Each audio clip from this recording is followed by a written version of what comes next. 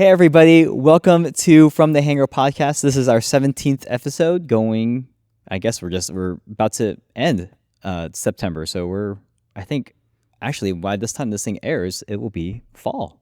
Wow, that's crazy. So welcome to fall. I'm your host, Lem Malabuyo, and I'm sitting here with Crissie and Dave Rask. They have been with MAF for quite some time, and oh man, I'm actually very excited to have this conversation with them because I just from talking with them a little bit before we filmed, I think they have stories to tell. So, but I'm just gonna get right into it, and I'm just gonna have you guys introduce yourselves. Can you guys maybe tell us how long you've been with MAF and what your roles are now currently? So we've been with MAF for 43 years, and I am currently the fleet manager for MAF. Okay. And so I just make sure that we have the airplanes we need, have a plan for retirement and replacement and upgrades and those kind of things as needed. Okay, cool. How about yourself? I work in mobilization, so sometimes mobilization is called recruiting. We don't like to say recruiting exactly, but we do want to help people that have God's call on their lives to find out if MAF is the right place for them and help them go through the steps to get there and encourage them on the path. That's great. Yeah. Okay, so now that I know what you guys are doing now, we're gonna rewind all the way back to kind of the beginning. Like, Sure. For you guys, like, where did you guys grow up? I mean, Dave, where did you grow up? I grew up in Massachusetts. My father was an accountant and part of a Christian family. And yeah, missions wasn't really in our wheelhouse. Okay. Oh, really? Okay. Did you grow up in a Christian home? Like, Yes. were they all believers? Mm-hmm. Okay. That's awesome. But missions wasn't in your family history? And As we got into kind of a different church at one point growing up, and definitely they had a missions program. We met missionaries, had missionaries stay in our house, and learned about missions that way. When did missions like really enter your mind as something you wanted to do? When I was in high school, I really started to get serious in my walk with the Lord and about my faith, and I really felt called into missions at one of our missions conferences that we had.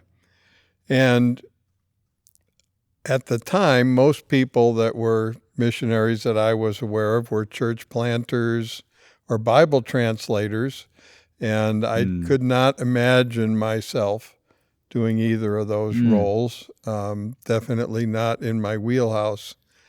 But, when you memorize scripture, you got to be careful because the Lord uses that in your life. And I had memorized a verse where Moses was standing next to a bush that was on fire, talking to the Lord, and the Lord was telling him, I want you to go to Pharaoh and tell him to let the people of Israel go and lead them into the promised land. And Moses was, really not my skill set. Surely you could find someone better for this job. And so as much as I was trying to convince myself that the Lord wasn't really talking to my heart, I had to say, Lord, if you want to make a preacher out of me, go ahead. I'm willing. Lead me into missions. But you didn't become a preacher. I did not become a preacher, and I thought, Lord, I know you're calling me into missions. I don't know if I can fly an airplane. I understand that missionary pilots also fix their own airplanes, and I think I could fix an airplane if somebody gave me some training on it. And so maybe I'm going to see if I can get into this program and see where it leads. Okay, cool. And so... Sweet. Okay, I'm going to rewind it now. We're going to go to Crissie. Yeah. So Crissie, I mean, like, where did you grow up and what was... Yeah. Tell me where you're from. Yeah, so my parents were missionaries. We went to what was then Dutch New Guinea when I was 5, I think. Okay. And actually, our first flight to the interior was Betty Green was our pilot. So this is my claim to fame in MAF. so wait, is I was a little girl. New Guinea, is that what's Papua now? Papua, Indonesia. Oh, okay. Yeah. Oh man, and so, wow. My parents were church planting pioneer missionaries with RBMU. Okay. And so I grew up there. And so missions wasn't far. I did have a personal call to missions one time when my dad was preaching on furlough. So Yeah. Okay. yeah. So you have like, that's funny because I think you both like encountered MAF like in different points of your Ways, lives, yeah. and like when you guys weren't like you didn't hear about that and encounter it together. It was Right. something you guys had Yeah. separate. So And I But- I really didn't have a concrete plan for getting to the mission field. And anyhow, so meeting Dave, but it wasn't just kind of an automatic like, yeah, that's what I want to do. yeah. So Yeah. Okay, we're jumping ahead a little bit because Okay. you mentioned Betty Green, like flew you. Did Yeah. you like? Do you remember? I don't think interacting I with her? really remember it. I think I remember my mom talking about Okay, it, and alright. things. But recently, MAF has Betty Green's logbooks, and when she flew missionaries, she wrote down in her logbook not only the name of the missionaries, but the names of the children, if Oh, you can believe that. that's So cool. I found a lot of my friends' names are in there, and other Oh, MKs. man. So that's Wow. pretty impressive. I Wow, think this is like your claim to fame. it is. Did you say that? I'll stand Did you on just it, say that? yeah. Oh, okay, that's funny. It's just like, oh man, that's wild. Yeah. That's crazy. And then so growing up in Papua, I can't Yeah. remember, Dutch New Guinea. Growing up there, like MAF was like a Yep. a regular Part of our flight. lives. Yeah, Yeah, part of your lives. yeah. So Whoa. one author, an RBMU historian, Joe Connolly, he says the interior of Papua or Dutch New Guinea was virtually impenetrable by pedestrian means. So they were Whoa. completely dependent on MAF, Wow. really. Oh man. yeah. So what did that look like for you as a child? Mm-hmm. Like remembering and looking through the eyes of your Yeah. child self, like in the plane coming in and Yeah. stuff. What was Well, that like? it was just like the village people too. It was exciting for us. Mm. I mean, mail came that way, foodstuffs came that way. It was really special, precious for my parents to even be able to talk to an outsider, because we lived in pretty remote places. And then when I was a little bit older, I went away to school on an MAF plane. Oh wow, And sort of MAF pilots were our heroes. that's so, cool. yeah. That's great. Was there? Still are. Did I you mean, ever personally request something for the pilot to bring back, and they came back the next time to like, here's the thing that you wanted. That was. They didn't no, not like that. Can you bring back a? Yeah, I don't know, like no. I don't know. Yeah. I don't know. I just thought it'd be funny to ask that question. Yeah. Okay, well, so then you mentioned you went out. So after graduating high school, I imagine. Came you back went to the States. And where did you go to college? So I went to Moody Bible Institute, and that's where we met. That's where that So, happened. yeah. Okay. What was that first encounter between the two of you like? Well, I had actually noticed Crissie before I actually knew her, I think, but we worked together on the yearbook staff one year we were there, and so we spent quite a bit of time together just doing our jobs. Okay. Oh, I forgot to ask Crissie, because like you went in for aviation, right? What did you go into? Communications. You did. Okay. Yeah. Cool. Oh man, see, that's Yeah. where you and I guess have similarities in Yeah. our college. But so you worked on yearbook staff together. When did you guys start taking interest in each other? During that year that we were, and it was for the aviation students, you spend 2 years in Chicago. So it was my second year and Crissie's last year as well there in Chicago. And yeah, I wanted to be a missionary pilot. And Crissie, I'd never been in a light airplane in my life. Crissie grew up flying on MAF airplanes and knew many pilots personally. And so, yeah, I was really interested in hearing some of her stories. That's awesome. Crissie, were you interested in going back overseas as a missionary? Well, I'd had this call, a really distinctive, altar call, but I really sort of set it aside. Not in rebellion, but just I wasn't envisioning, sort of like Dave didn't envision being a preacher, what role I would do. Do you know what I'm saying? Yeah. So it was not ever something I was worried about, but I wasn't pursuing it actively, I guess. Yeah. Well, it's interesting you say that. And Dave, I wanted to circle back to what you said about how God was working in your heart to go into missions, but you're like, well, I don't want to do these things. I don't really have that skill set. But God, if you really want me to do that, it's interesting because I feel like God just wants us to get to a place where we will be open to accept what His calling, and then He's like, don't worry, I got something for you. You just need to be ready. My prayer the whole time I was going through that program, and there were a lot of ways to not make it through to the end. And my prayer was, Lord, if you don't want me to be a missionary pilot, just wash me out of this program and I'll find another way. So didn't happen. So here I am 43 years later. It's still very much in aviation, very much in aviation. Loving the call that, it just God has confirmed and blessed us so many ways through following and walking with Him. So MAF has always been on your radar from the beginning. You started going into mission aviation as a profession. I think I became more aware of it. Well, in my youth group, we had MAF stuff, but I had read some books written by a pilot from another mission aviation organization, and was kind of thinking maybe I'd end up there. Yeah. But MAF was very welcoming. They really had that family atmosphere, and we want you to be part of us. And a cool thing, at Moody during my flight training, we flew and visited different mission organization headquarters. And even though we were training in Tennessee, we flew to California and visited MAF. Wow. And Crissie kind of hooked me up with some of her heroes. That's cool. That's awesome.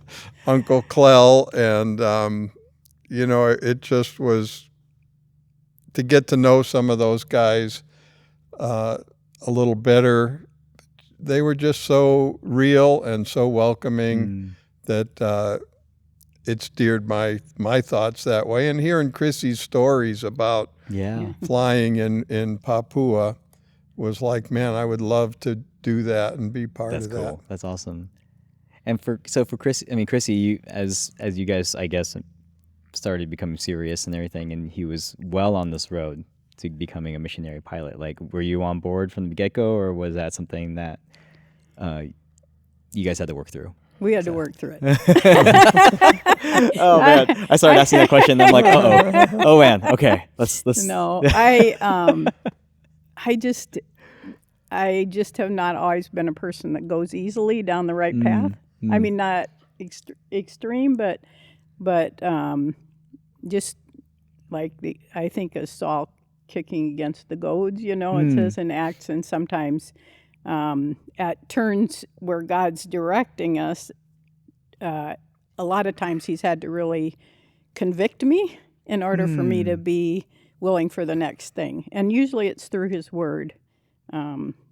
So, as it is with many experiences we have as followers of Jesus, right? Through the Word. So that's interesting. So it is kind of ironic in a way, because it wasn't the difficulty of imagining serving overseas. It was just my own my recognition. I knew good and well that I was giving up a big piece of control in signing on with MAF. And so I wasn't afraid of the jungle. I wasn't afraid of the people. I wasn't afraid of living in simple conditions. I wasn't afraid of being away from family. But I was not necessarily wanting to relinquish the trajectory of my life, Really? Yeah. Oh man. Strange, huh? Yeah, I did not expect that answer. And Dave, did you help come alongside her in that journey as well? I mean, I imagine you did. You guys are here together. And I don't know if I'm the most understanding and sympathetic husband, but I don't know. You ought to ask Crissie that question, I guess. She's here laughing, but I have words to say. No, Dave has always been really supportive, and I think, but also supportive of my needs, but also, I think just I have to be the one to find that place of willingness or contentment. I'm not dependent on him supplying it. Yeah. I guess I would say that, and really, yeah. And some things are just he was always wanting to be sensitive to my needs. So It's a good husband, Dave. yeah. Good job. We made it. Okay, so you guys graduate, and like that process, you guys join MAF. I'm gonna fast forward because Yeah. obviously you're here with MAF. What was your first assignment? So we were assigned to what was then Irian Jaya, Okay. Indonesia, now Papua, Indonesia, and formerly Dutch New Guinea. So Wow. Was that your guys' first choice, or? Yep. it was. Oh, okay. Very cool. So that's exciting. And actually, in the candidate committee, they give you an opportunity to express where you would like to go. Yeah. And some of the couples in our group handed in like a 3x5 card, and we had an 8.5 by 11 sheet of paper with stuff on both sides. And anyway, Oh man. we were. Particularly was pretty excited to go Yeah. there, and Crissie her mom was still there. Oh wow. When we went overseas, and her youngest brother was still in high school. Yeah. And so I kind of, Dave, Crissie, I'll get to you. No. 'Cause, yeah, I'll get to you. But Dave, I wanted to ask, like, what kind of flying were you doing out there? What was the program like then? And how does it compare to like now? What we do now and what we did then. What was it like then? An awful lot of things haven't changed. There's some new airstrips, but most of the ones that we served, we still serve. Yeah. And that those places are still so isolated without road access that they depend on air transport for anything that they can't get out of the jungle around them, and medical care and education for their children, and all that stuff still comes by air. There were more foreign missionaries still there when we first got there, and during the time that we were there, the government had several different processes that kind of ended visas and permissions to stay, and people retired and weren't replaced, and so there were fewer foreign missionaries. Yeah. Did that help stem rise up some of the Indonesians and Papuans to become missionaries themselves to their own people? I think it had been a goal of the missionaries all along, and they say it's hard for the people that have started from the ground up working with a group of people to say, now is the time for me to leave them on their own and they're good to go, and to figure out when that is. But I think they were ready. Yeah. That's awesome. That's so cool. That's great. And it's just continued to evolve over the next 40 years. One story that I thought I might share. Yeah. So we serve missionaries like Crissie's parents that walked into places that were days walk from the furthest airstrip or wherever you could get by a vehicle or an airplane or whatever, and built an airstrip, learned to speak a language that nobody from the outside world knew how to speak, reduce it to writing, begin to translate the Bible, and plant a church. And as you go through that process, you get to the point, I imagine, where the people are like, so how did you get here, and why are you coming to talk to us? And he'd say, well, the church in America sent me out here to tell you about Jesus and the good news. And they get to the point where they're like, well, shouldn't we do that too? And so I flew national missionaries that were sent out by a church that had been established for a while to go out to a totally different tribe and even quite a cultural shift for them. No comprehension of the language to bring the good news themselves. Yeah. Oh, man. And I used to fly them home on furloughs every once in a while. And those were the most interesting flights because they were leaving with everything they had. And you have a mom and a dad and 2 or 3 children and pigs and parrots and chickens and dogs and cats and all kinds of animals to get in your airplane.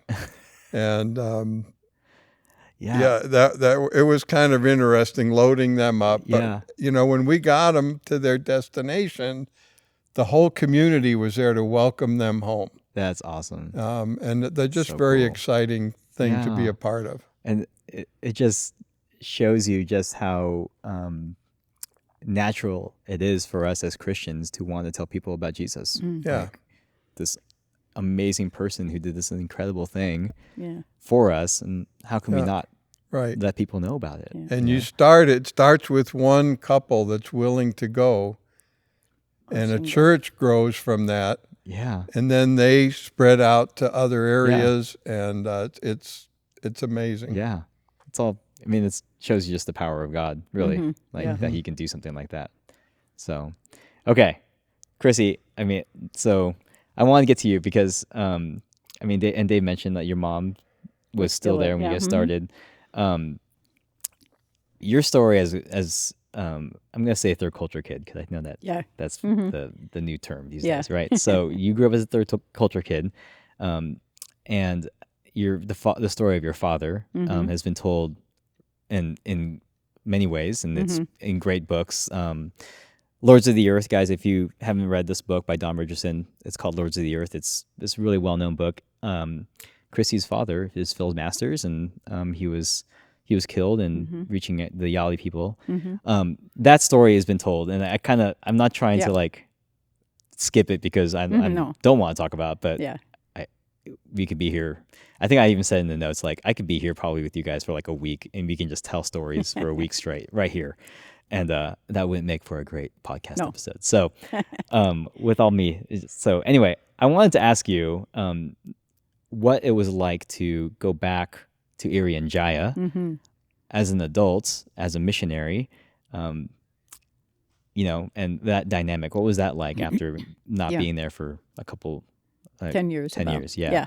So I think it was great. We both wanted to be there. Yeah. I was I feel like I felt very much because I grew up flying on MAF, and actually some of the people that were still pilots there, I called aunt and uncle. Before when I was still in school, and they were very kind to welcome me back as an adult. Yeah. Did you call them aunt and uncle still when you? I think I made the shift gradually to calling them by their first name, but that's a little awkward too. Yeah. But they became coworkers. But they welcomed me back, and I think you said the key thing as an adult, you do have to then step into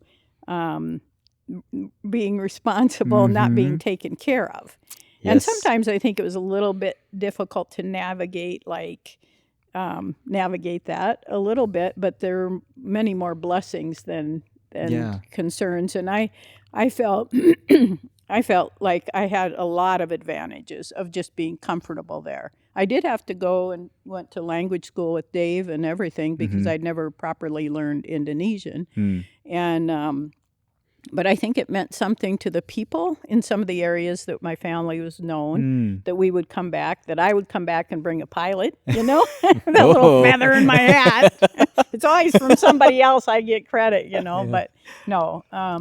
But it was also meaningful to me. Sometimes the missionary would come up and say, hey, I knew your dad, and maybe relate a story or something like that. And that was pretty special. And then, of course, my mom and my youngest brother were still there. And so that was something that not many missionaries have as families on the mission field. And to be able to spend some, we weren't on the same base, but to be able to spend time. One time, Dave picked my mom up. He was flying home and flying over her station, picked her up and brought her to our station for the weekend. Like Yeah. just special things like that. And and I think it was just good. Yeah. And really felt part of the work and felt excited about the things that were going on, that were continuing to go on Yeah. in the church and in MAF and things like Yeah. that. So That's so great. That's so great. And you mentioned like going back to your home, Yeah. as an adult and bring back a Studley yeah, MAF pilot with Yeah. you, and so, Yeah. but like, yeah, I mean, oh man, I guess maybe my question would be like, did you ever visit any of the Yali people? So the And place, the station where it's now there is an airstrip there, but there wasn't an airstrip for most of the time we were on the field. The whole time. Yeah, Oh, really? and so Okay. I never was in that exact Oh, okay. location. We went back to Korapun,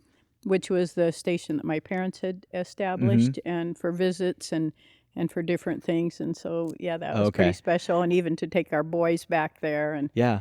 things Oh, like that. that's so. interesting because I kind of just assumed that Yeah. the airstrip out there, Low Gosh, lot. Low Lot is Yeah. where closest to where my dad was. yeah, I always assumed that was there for a long time. Yeah. But I did want to say, so like you're talking about being an adult, Yeah. like missionary now, as opposed to being a TCK, and that resonates with me because I Yeah. think people will ask me like, hey, do you ever want to go back to the Philippines, as a missionary? And I think about it and I tell them, no, I probably no.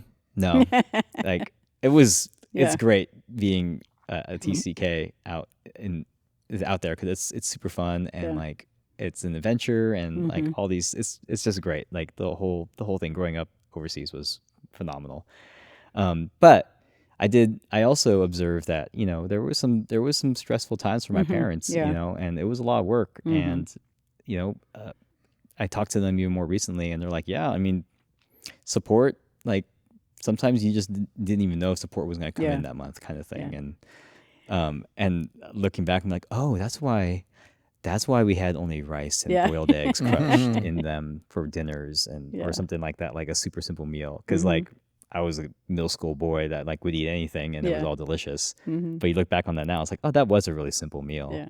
It's probably because we were trying to Save money. ride it Yeah. out till we get support. And I was like, yeah, like I don't, that's not for me, kind of thing. And but circling back to the whole thing about God calling us to it's really interesting and it's fun to find myself back in missions. Yeah.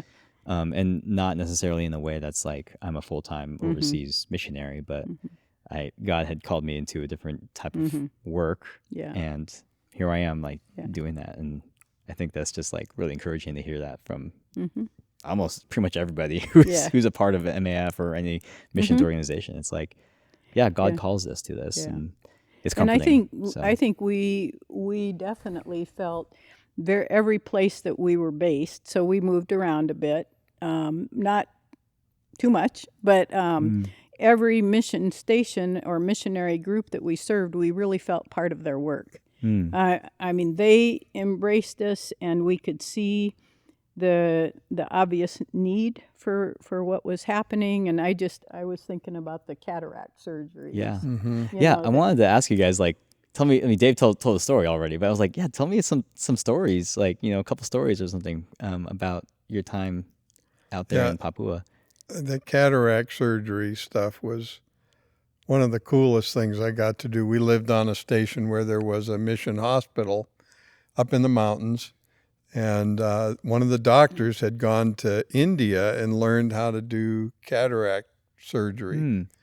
And I took him around to villages, and he would have all the elderly people come in and examine their eyes. They would come in, a lot of them with a stick and being led along by somebody. And he sorted out the people that needed surgery, and a couple weeks later, I'd come back and pick them up and bring them to the hospital. And they come in walking with a stick and hardly able to get around. And 2 weeks later, you take them home, and they got this big, thick pair of glasses on and a smile that just never quits. You know, it goes from So ear awesome. to ear. And you think about a person in a very primitive setting. If you can't see, you're a burden to everybody, and you can't be helpful doing almost anything. But you get your sight back, and it restores your life. And it's almost similar to what Christ does to us. But that was just so life-changing for these people, and the joy that they had going home, being able to see, was just touched your heart. Yeah. Oh man, that's amazing. I think we were in places where there was, kind of all stages from initial translation to having a Bible school, to, like David said, sending out missionaries, and the translation stages and things were just exciting to be part of, and that's still going on because there are still other new places that still need God's word in their own language. Yeah. And for people to hear God's word in their own language, even if they've heard it in the national language, it's different. It strikes a heart response, Yeah. And so to be engaged with that and even get to, like, we were part of a couple of celebrations, where you're actually flying the Bibles in, and then you're sitting with the people after the feasting and the singing and everything, and you're sitting with them as they're this one place we were in, Angi, and when they first got the Bibles, they had a meeting afterwards, and we were in that meeting, and they were asking questions like, now, how do we handle this? Like, physically, how do we handle it? Like, do we have to be careful with it? Do we put it up on the shelf? No. Now you read it yourself. And the missionaries had been teaching literacy and church plant, developing the church. But no, this is for you. And in that same tribe, I just think the church planter, the wife was a nurse, and also she, as the people were becoming believers, she established a group for the widows. And she began the widows had no stature. The women had no stature, but the widows had less. Nobody to take care of them. And she established a class for the widows and taught them to pray. Like, that whole concept, like, who would listen to us? Nobody listens to us, but God, your Father, will. Oh man. And then the village people started recognizing that God was answering the widow's prayers. And just anything you could do to be part of something like that. It was just pretty thrilling to see God at work changing people, and just to be part of it. Yeah. Oh man, I'm actually kind of getting emotional thinking about, like, people who used to be blind who can see now, women who used to be not seen as valuable are being valued, and it's like God, like, even throughout the Bible, it's like people who are undervalued are becoming valuable. Like, people are, and I think that's just, like, it's just beautiful. And you see it today, and we're in, I'm guessing it was like the 1980s, right? And we're in 2024, and that's still the story, right? And even the fact that, like, you guys, like, it's 2024 and people are still being contacted for the first time. That land out there is so, it's not like a ginormous part of the world, but it's so vast in its own right. And its diversity too. And it's so rugged and just so hard to move around. And so, I think I was talking with Natalie Holston, who's Dave Holston's wife, and we were out just talking about Papua, and, like, you can have, if you're a mountain, I'm a mountain, there's a valley, and we can see each other. Those two people groups can have completely different languages, but they're within visual sight. And it's like, how does that happen? Like, that's got to take hundreds and years to develop like a different language, but yet they're just like right there. Yeah. And that's just how But to rugged get the from land. here to there Yeah, could take days. yeah. And so it's like it just shows just how, I guess, just intense that land can be, and why the airplane is such a vital aspect of getting around there, and just from the stories you guys told, shows how much impact is needed and is done because of an airplane. So I don't know. That I guess I was thinking in Nehemiah, which is a rebuilding of the wall, but I kind of love, even though it's hard to read it out loud, Nehemiah 3, it lists a ton of names, and they say so-and-so and was standing next to so-and-so was next to him, and then the next guy was fixing a gate across from them. And that's how I sort of see it with MAF, is we're arm in arm working on the wall together. And this people that have supported us for 43 years, people have supported the ministry of MAF. Some of the churches that support us supported MAF before they supported us. Some of the churches that have been involved with us supported my parents. But it's arm in arm all the way along the wall, you know, awesome. And Nehemiah lists them by name. And so we can't, like, one of my big fears is to name somebody and not somebody else. But, you know, every step of our way, people have come alongside and encouraged us and said, here's how we do it. We get up at 4:30, you know who you are, and we have our quiet time, and then we go to the plane at 5:30, you know? I mean, okay, that's a good way to do it. Sun comes up at 6 o'clock and we take off. You know? Or Crissie, you've learned Indonesian, you should be going out to the village and sharing your story. That's awesome. You know? That's so cool. Okay. It takes people doing that too. Okay.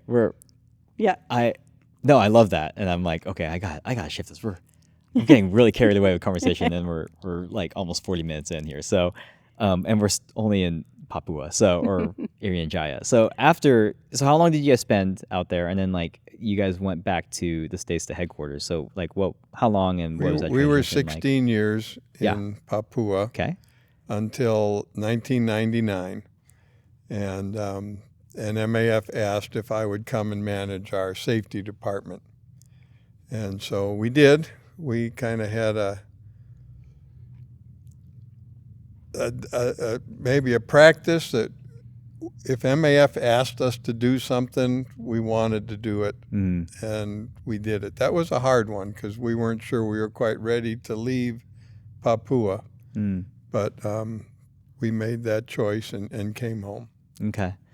And so what was that role? I mean, I guess you can describe your role, like when you were there, and how has that evolved over the next, I guess, 25 years, right? Yeah, so MAF, has a safety program we've developed over decades as an organization.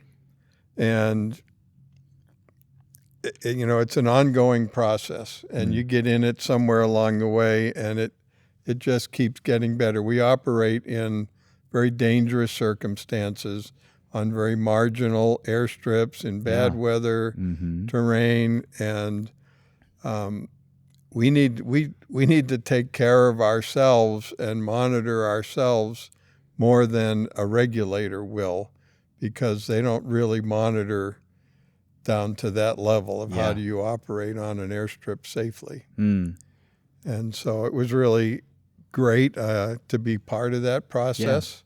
And I did that for about 7 years. And then I took the role of overseeing what we called aviation resources, which was all of the U.S.-based aviation flight and maintenance and safety stuff that we did out of headquarters. Yeah. So can I ask, like, when they asked you to do that, when you're in Irian Jaya, and they're like, hey, can you guys come back, and Dave, can you take on like help with safety and quality? Like, was that something already kind of in your wheelhouse? Did you really enjoy that in as a pilot and in Sentani, or was that something that they saw in you and like, you'd be good at this, you should come back and do that? I think I was very interested in it because I had seen that the downside, how Consequences. beneficial it is to pay attention to safety and to do everything we can. We owe it to not just our pilots, but the people that get in our airplanes, that they can expect to get where they're going safely. Yeah. And so I definitely had an interest in it because I had lost a very good friend and had another one that was permanently brain damaged and seriously physically compromised. And, you just want to do what you can to make it better. Yeah.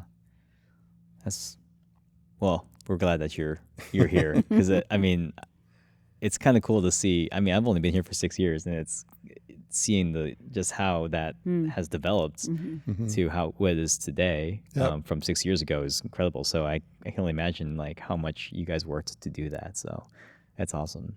And Crissie, like you came back, and what was your role? How did you shift over to mobilization? I at first was home with our boys and stuff. Yeah. And God's really cared for them throughout this journey too. You know what? I've never asked you guys if you had kids. Yeah. So, oh man, I'm so good at this. So that was a hard transition for our boys Yeah. to leave the home that they'd known, but God's just provided amazing ways for both of them. Yeah. But so I was home with them, and then Deb Sherman really invited me to participate on a trip for her when she was doing teacher recruiting. And then as I became available, somebody else took that role for a while, and then when they moved on, I came in as a teacher, mobilizer part-time. Yeah. Then became full-time, and that's cool. Yeah, that's been awesome. Great. Yeah, and you've been enjoying it. I this love whole it. time? Yeah. Oh, cool. Yeah. That's awesome. I really appreciate the mobilization team. I think you It's guys. a good team. Yeah, you guys are the first point of contact for people, and I don't know when you see like pre-fielders come in, and it's like, oh hey, how's it going? And they're like, I don't know, they're just so excited. Yeah, yeah, it is. It's It's really a fun. wonderful place to be, and we're really proud of the people that come in and their journeys and how God's led them. Everybody's unique. Yeah. And it's a big privilege to be part of that. That's so great. That's so cool. Yeah. So it's, you said 43 years? It's 43 years? Oh my gosh. That's amazing, you guys. Like, I have all the respect and just commendation for something like that. That's amazing to be in one place for that long and love it still. Like, you love this place. And I'm over those 4 decades, like, can you share something that maybe God has like taught you through your life, like maybe over the time you've been here at MAF?